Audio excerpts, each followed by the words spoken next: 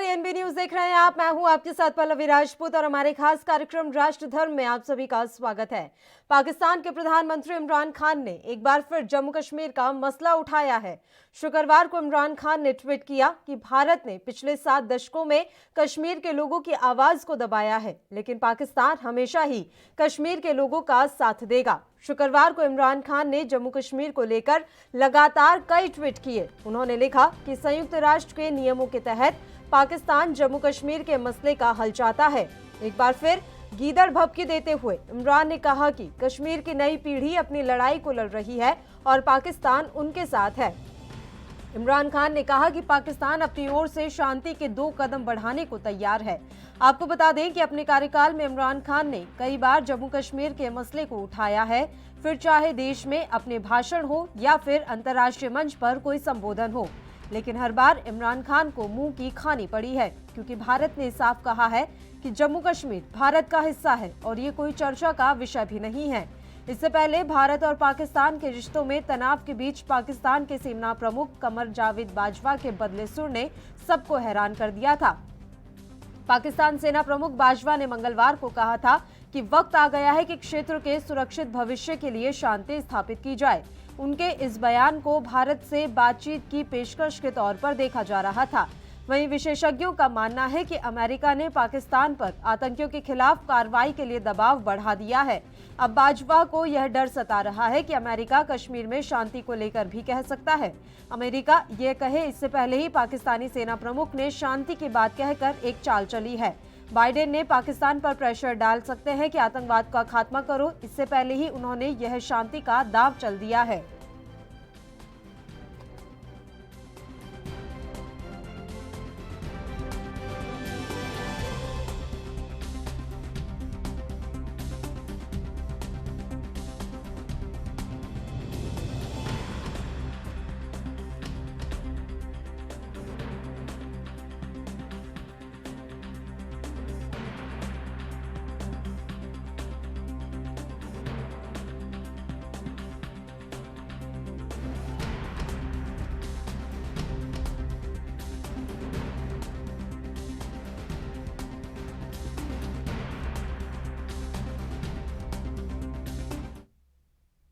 चलिए इस मसले पर चर्चा की शुरुआत कर लेते हैं। इस समय 2 मेहमान हमारे साथ जुड़े हुए हैं। आरपी उपाध्याय जी, वरिष्ठ पत्रकार जो कि लाइव हैं। इसके अलावा कर्नल हरेंद्र सिंह जी जो कि रक्षा विशेषज्ञ हैं, वो फोन लाइन पर हमारे साथ जुड़े हुए हैं।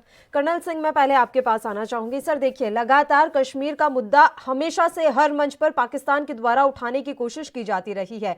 इस बीच में इमरान खान का ये ट्वीट कि वो शांति चाहते हैं और उसके लिए भारत को ही जिम्मेदार ठहराया है कि ये जिम्मा भारत का है कि वो शांति स्थापित करे। किस तरह से आप इसे देख रहे हैं? क्या जो ऐंठ थी पाकिस्तान की जम्मू कश्मीर के मसले पर वो अब निकलती हुई नजर आ रही है? जी नमस्कार। जी सर। मैं ये कहना चाहूँगा, अभी कुछ 1 महीना भी नहीं हुआ है जब अमेरिका में एक नई सरकार का गठन हुआ है और उनकी तरफ से प्रेशर हो, उससे बचने के लिए ये एक इमरान खान की एक सोची समझी चाल है, जिसके अंदर वो चाहते हैं कि कुछ इस तरह का अपने पाले से गेंद उठा करके हिंदुस्तान के पाले में डाल दी जाए कि वहां पर शांति बहाली के लिए वो कश्मीर के ऊपर मुद्दा एक डिस्कशन चाहते हैं इंडिया के साथ में, और उसमें वो चाहते हैं कि यूएस मीडिएट करे, जबकि भारत पहले ही बोल चुका है कि ये एक द्विवार्ता मसला है और हम आपस में मिलकर करेंगे, किसी और तीसरे व्यक्ति की हमें जरूरत नहीं, किसी तीसरे मुल्क की हमें जरूरत नहीं है। लेकिन पाकिस्तान इसको इंटरनेशनलाइज करना चाहता है। जी वही है ढाक के सीन पर, वो कश्मीर को अपना हक छोड़ना चाहता है, और जबकि भारत बोलता है कि कश्मीर पूरा का पूरा कश्मीर हमारा है। और जो पुरानी बात होती है वेबसाइट की, उसमें कंडीशंस थी, उस बात के ऊपर वो हाथ नहीं रखना चाहता, उस कंप्लीट कंडीशन के ऊपर। तो बात घूम फिर करके आती है, वो अपने आप को जो ग्रे सूची में है सभी देशों की, जिसमें उसको लोन वगैरह बंद हो जाएंगे सब, उससे बचने के लिए उनकी चाल है। और साथ ही साथ वो मुद्दा एक भटकाना चाहता है अपने इंटरनल पॉलिटिक्स जो पाकिस्तान में हो रही है, छोटी मोटी चलती रहती है, उससे भी वो सब पर ध्यान खींचना चाहते हैं।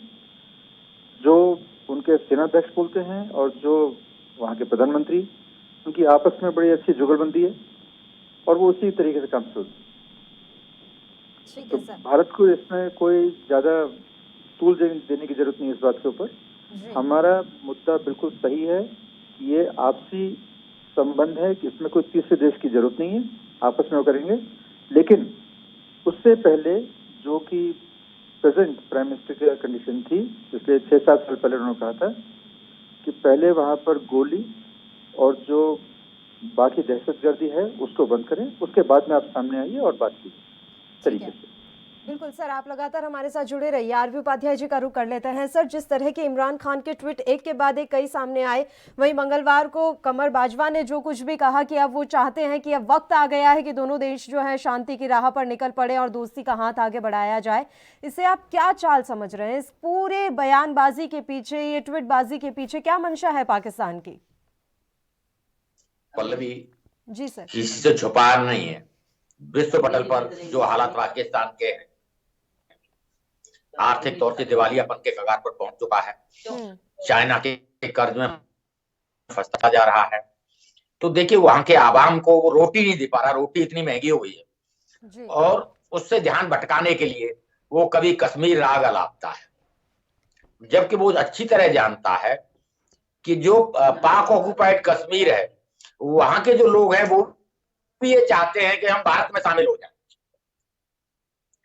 तो वहां जो असंतोष है, बलूच लोग हैं वो अलग बलूचिस्तान की मांग कर रहे हैं। चाइना कॉरिडोर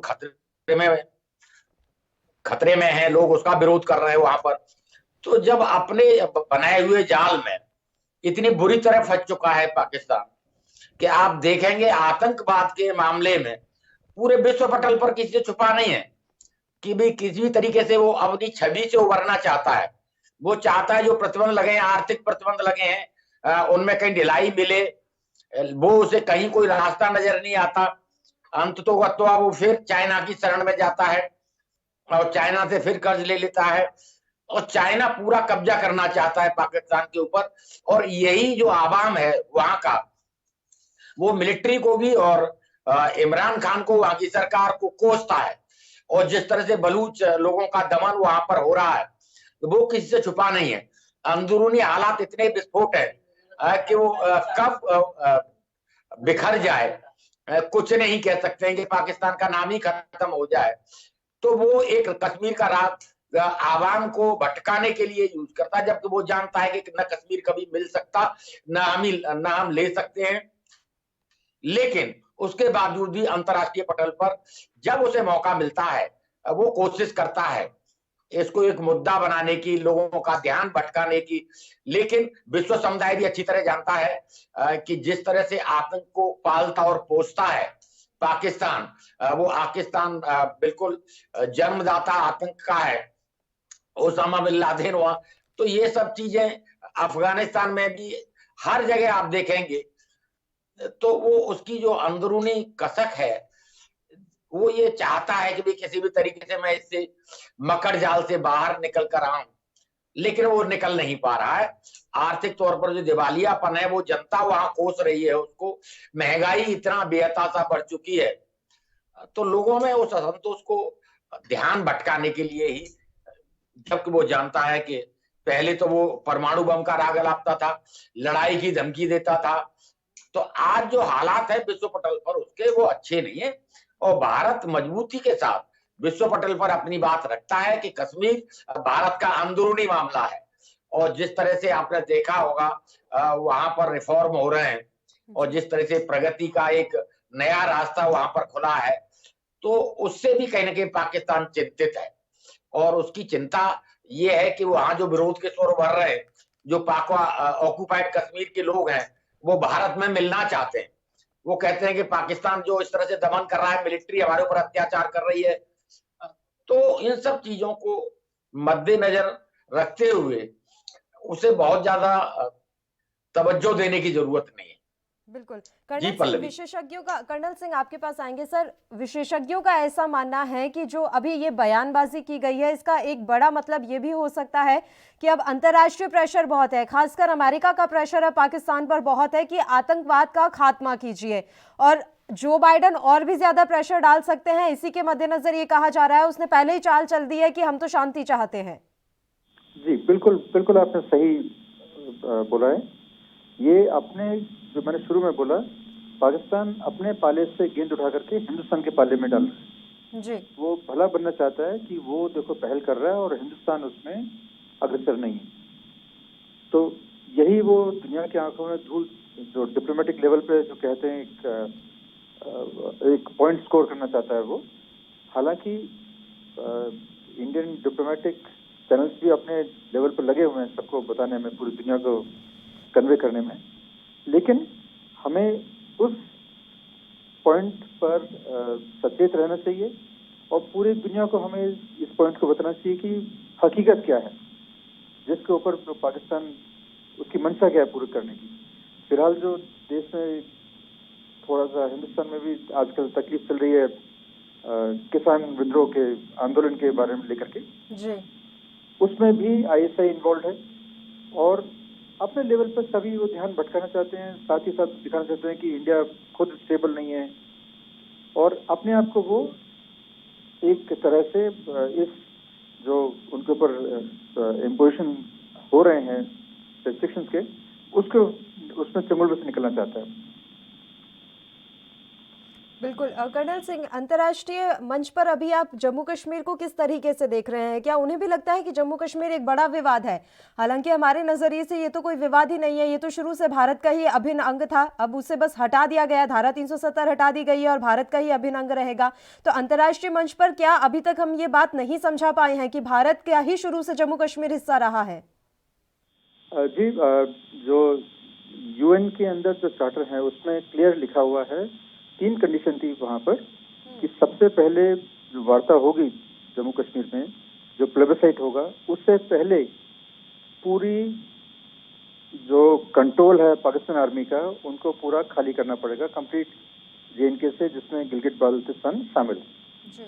उसके बाद में वहां पर हिंदुस्तान फौज रहेगी उनकी हिफाजत करने के लिए, और उसके बाद ही वहां पर प्लेबिसाइट होगा जिसमें उनको मताधिकार दिया जाएगा कि आप किसकी तरफ को जाना चाहते हैं, पाकिस्तान की तरफ न्यूट्रल लेना चाहते हैं या फिर हिंदुस्तान को जाना चाहते हैं।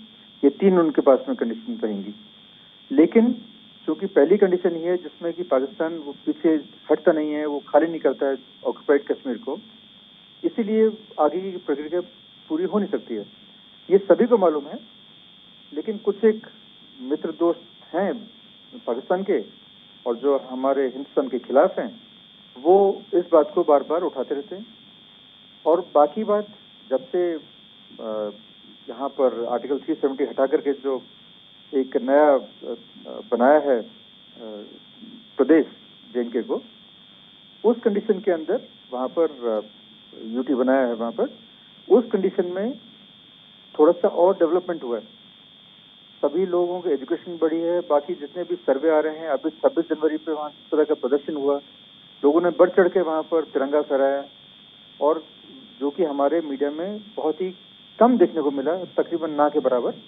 पर हकीकत की बात यह है कि वहाँ पर खूब लोगों ने बढ़ चढ़ के लिया, उससे बदलाव के लक्षण दिख रहे हैं। और यकीनन कुछ और समय की बात है, वहाँ पर बच्चे और पढ़ेंगे, उनको और ज्ञान होगा, वो मिलना चाहेंगे, मेन स्ट्रीम आना चाहेंगे। सबको चाहिए थोड़ा आगे तरक्की हो, बेहतर डेवलपमेंट हो, लाइफस्टाइल अपना सबका इम्प्रूव हो। हर आदमी अमन चैन चाहता है, कोई इस दंगे फसाद में रहना नहीं चाहता। कुछ एक चंद वो हैं, फ्रैक्शन ऑफ परसेंटेज जो इस तरह के गदर चाहते हैं, वरना एवरीबडी वांट्स पीस। बिल्कुल, हर कोई चाहता है कि वो मुख्य धारा से जुड़कर रहे, कोई ऐसे बंद कर या फिर डर कर वाकई में नहीं रहना चाहता है। आरबी उपाध्याय जी, जब से धारा 370 हटाई गई है तब से लेकर अब तक आप क्या कुछ जम्मू कश्मीर में बदलाव देख पा रहे हैं? आपको लग रहा है कि वहाँ के लोग अब मुख्य धारा से जुड़ रहे हैं? बिल्कुल सही है, मुख्य धारा से जुड़ रहे हैं। 370 के वजह से वहाँ कुछ जो राजनीतिक लोग हैं, राजनीतिक पार्टियां हैं, वो जो भी पैसा जाता था सब बंदरबांट हो जाता था और लोग उसको बड़ा करीब से देख रहे थे। तो जम्मू कश्मीर का विकास न होके चंद राजनीतिक लोगों का विकास वहां पर था, और वो नहीं चाहते थे कि 370 हटे और वहां शांति कायम हो। वो लोग कहीं ना कहीं आतंकवाद को भी हवा देते थे और पाकिस्तान की भाषा बोलते थे। महबूबा मुफ्ती का बयान ध्यान होगा कि कोई झंडा उठाने वाला नहीं मिलेगा अगर केंद्र ने भी इस तरह का 370 से हटाया या विशेष राज्य का दर्जा खत्म किया। लेकिन ऐसा वहां कुछ हुआ नहीं। क्यों? वहां का आवाम भी आतंक से, आतंकवादियों से और वहां जो राजनेता थे जिन जो राज्य करते रहे और कोई विकास नहीं किया, उनसे परेशान हो चुके थे, आजिज आ चुके थे। अब वो अपने आप को मुख्य धारा में जोड़ना चाहते हैं, प्रगति के रास्ते खोलना चाहते हैं और उन्हें दिख रहा है, तो इसीलिए उनका विश्वास बढ़ा है। और वहां जिस तरीके का डेवलप होगा, थोड़ा समय जरूर लगेगा, तो वो अपने आप को बिल्कुल सुरक्षित महसूस करेंगे, मुख्य धारा के साथ जुड़ा हुआ महसूस करेंगे। उसके उलट आप देखेंगे कि जो पाक ऑक्युपाइड कश्मीर है, पाक ऑक्युपाइड कश्मीर में वहां की मिलिट्री के खिलाफ प्रदर्शन होते हैं, मिलिट्री वहां अत्याचार करती है और सरकार के खिलाफ प्रदर्शन होते हैं, वो स्वतंत्रता की बात करते हैं, तो उसको दबाना आप देखेंगे मिलिट्री द्वारा या सरकार, पाकिस्तान की सरकार द्वारा बहुत लंबे समय तक नहीं दबाया जा सकता। एक तरफ भारत में जो लोग रह रहे हैं कश्मीर में, वो देखिए जितने खुशहाल है, वो खुशहाली पाक ऑक्युपाइड कश्मीर में नजर नहीं आती है। ये बात अलग है कि देखिए विश्व बिरादरी का दबाव पाकिस्तान के ऊपर है और पाकिस्तान इस बात को महसूस करता है। जिस तरह के आर्थिक प्रतिबंध उसके ऊपर लगे हैं, वो तिलमिलाता है और वो चाहता है कि वो आर्थिक प्रतिबंध खत्म हो, उस लिस्ट से उसे बाहर निकाला जाए। लेकिन कहीं कोई प्रयास सार्थक नहीं हो रहा।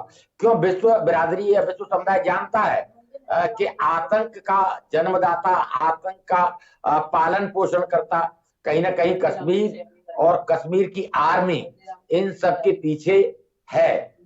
कि जिस ओसामा बिन लादेन को अमेरिका ढूंढता रहा और वो कहाँ मिला? वो पाकिस्तान के अंदर। तो वो सब चीजें वहां का आवाम बहुत आहत है और उस पर एक नई आफत। और जिस तरीके से चाइना का कॉरिडोर बन रहा है और चाइना जिस तरह से कब्जा करता है वो किसी से छुपा नहीं है, तो वहां के आवाम को ये भी डर है कि कर्ज के तले जिस तरह से कर्ज ले रहे हैं, सरकार जिस तरह चाइना की कठिन शर्तों पर या चाइना की शर्तों पर कर्ज ले रही है, तो उससे पाकिस्तान का जो भविष्य है वो अंधकार में नजर आता है।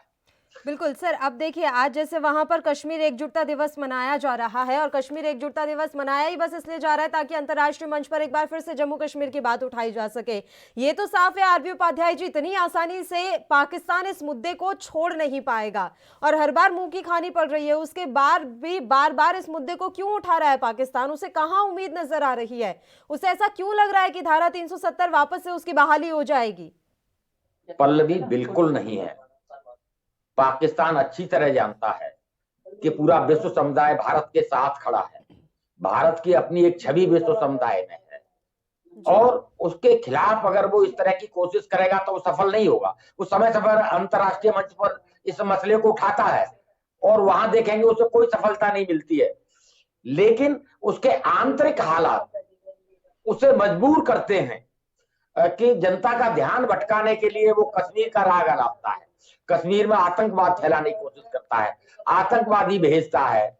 तो ये सब चीजें बहुत लंबे समय तक नहीं चलने वाली हैं और जो कश्मीर के लोग हैं वो देश से प्यार करते हैं, भारत के साथ रहना चाहते हैं और भारत की मुख्य धारा में जुड़ने का उनका पूरा जो सरकार का सहयोग है, सरकार का जो प्रयास है, वो एक सराहनीय कदम है। और न 370 से जिस तरीके से तिलस्म बना के रखा था कुछ राजनीतिक घरानों ने, वो टूटा है। बिल्कुल जी कैप्टन सिंह, आपके पास आना चाहेंगे। कह रहे हैं इमरान खान पाकिस्तान के प्रधानमंत्री कि पाकिस्तान आपके साथ खड़ा है, पाकिस्तान हमेशा से एक क्षेत्र में शांति के लिए खड़ा हुआ है, जब तक आपको आपके अधिकार नहीं मिल जाते तब तक हम आपके साथ खड़े हुए हैं। हम जानना चाहेंगे कि ऐसे कौन से अधिकार है जो कश्मीरी वासियों को नहीं मिल पा रहे हैं और उन अधिकारों को दिलाने के लिए पाकिस्तान का सहयोग चाहिए होगा। जी, मैं आपको एक अपना उदाहरण दूंगा, जो मेरा पर्सनल एक एक्सपीरियंस है। जी सर। मैंने अपने कश्मीर के आर्मी के रहते दौरान मैंने करीब 9 साल कश्मीर में बिताए और एक टेररिस्ट को हमने लाइव पकड़ लिया था, जिसको बाद में जेल में भेजा था। उस टेररिस्ट ने बताया कि जब उनको यहाँ पर भेजा जाता था मोटिवेट करके और कुछ कंडीशंस के ऊपर, उनको ये बताया था कि यहाँ पर आपको आम जनता को, मुसलमान भाइयों को और बहनों को नमाज पढ़ने की प्रति उनको बाकी सब हक नहीं है। हिंदुस्तान फौज उनके साथ ज्यादती करती है, औरतों के साथ दुर्व्यवहार करती है, बच्चों को मार देती है। जब वो यहाँ पर आया, जब उसको पकड़ा तो बोलता है कि हमें तो बिल्कुल अलग ही कुछ बताया जाता था, यहाँ तो माहौल अलग है।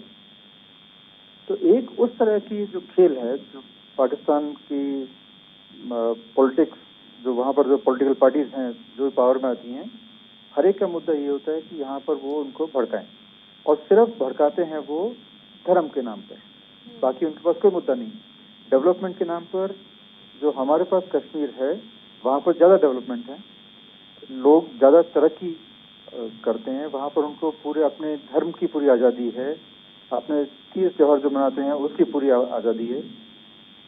जबकि जो पाकिस्तान ऑक्युपाइड कश्मीर है, वहाँ पर 99% लोग कश्मीरी भाषा को भूल चुके हैं। वो वहाँ पर पंजाबी बोलते हैं या पहाड़ी बोलते हैं, क्योंकि वहाँ पर जितने भी पंजाबी हैं उनको ला करके फौजियों को वहाँ ला के बसा दिया है, उनका डेमोग्राफी चेंज कर दिया। ऐसा हिंदुस्तान में जो है, हमारे पास जो कश्मीर है, वहाँ पर ऐसा कुछ भी नहीं है। उनको पूरी आज़ादी है अपने धर्म की, अपने तरीके की, अपने बिजनेस करने की, हर तरह की आज़ादी है।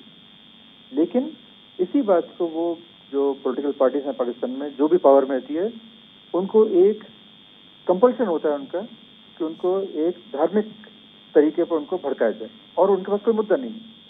खुल के वो बोलते नहीं है, पर हाँ कभी कभी बोल भी देते हैं कि उनको आज़ादी नहीं है, यहाँ पर मुसलमान होने का है यहाँ पर वो, इसलिए उनको तंग किया जाता है।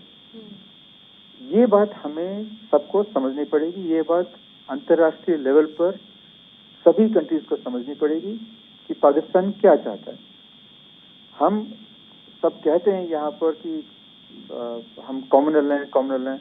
हिंदुस्तान तो शुरू से ही सेक्युलर वर्ड आजकल फैशनेबल बन गया है, वरना शुरू से ही हमारे तो एक ऐसी सभ्यता थी जहाँ पर हर किसी के लिए जगह थी। यहाँ पर मुसलमान पैदा नहीं हुए थे, मुसलमान बाहर से आए थे, उनको जगह मिली। क्रिश्चियन बाहर से आए थे, उनको जगह मिली।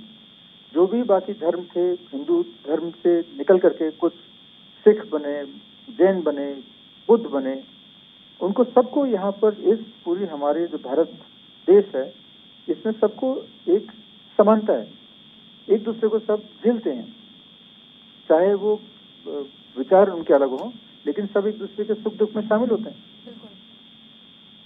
तो ये बात कर्नल हमें सिंह, समझनी पड़ेगी। आप कभी इस समस्या का हल देख पा रहे हैं? देखिए, बहुत लंबे समय से भारत पाकिस्तान के बीच इसी तरह से क्लैशेस चलते आए हैं। आने वाले समय में कोई समाधान आप देख पा रहे हैं कि कभी तो इस समस्या का समाधान निकलेगा?